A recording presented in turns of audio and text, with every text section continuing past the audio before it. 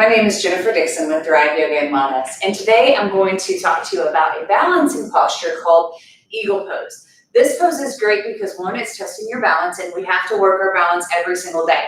The older we get, the harder balance becomes, and so now that I'm still a barrel of 40, I am definitely focusing on my balance, because this is also, guess what, extra credit for your core.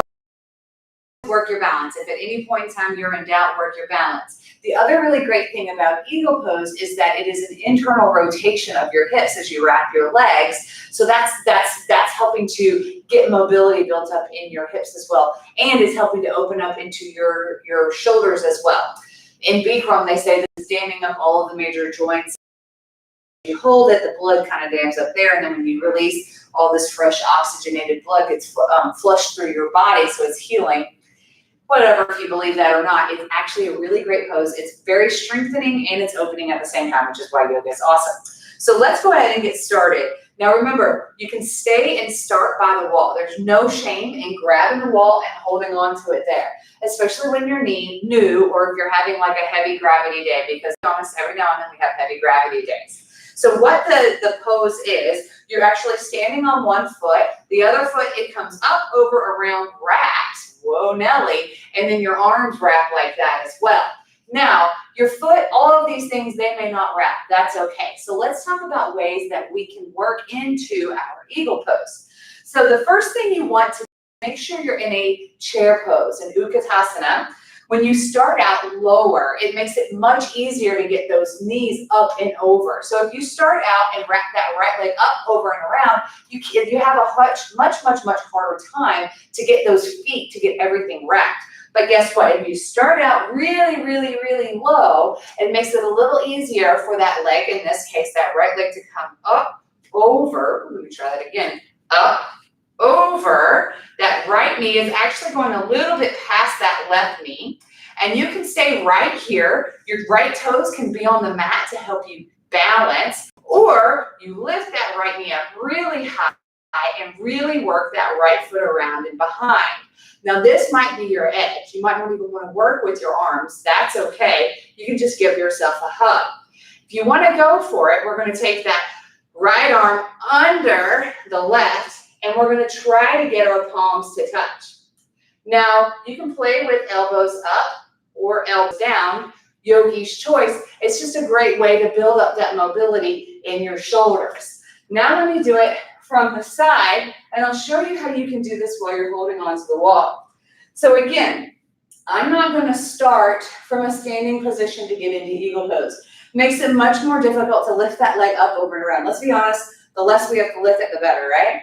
So go ahead, bend really low into your knee. Ground down a whole bunch into that right leg. Use your left hand to hold on to that left wall. Pick that left knee up and set it down on top of the right. Now this is right where you might want to stay, and that's okay.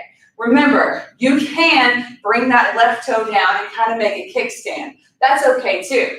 So sit in your chair, pick up the left foot, and then if you want to play with it, watch it. I bring all my knees over towards the right ever so slightly, and that helps give me some space for my left foot to be able to wrap around the right ankle. That left arm, if you want, can come up off of the wall and wrap around and under that right arm, playing with the elbows up and the elbows down. Releasing, you maybe come onto the wall, holding onto the wall. So again, remember, you don't have to not hold onto the wall. You don't have to wrap your foot around the ankle or the calf. You can stay right here holding onto the wall, and this is still a really great version of your Eagle Pose. You're still working your balance, you're still working your hips, you're still building strength in your legs, and then you can focus on opening up the shoulders as you feel more comfortable standing on one foot.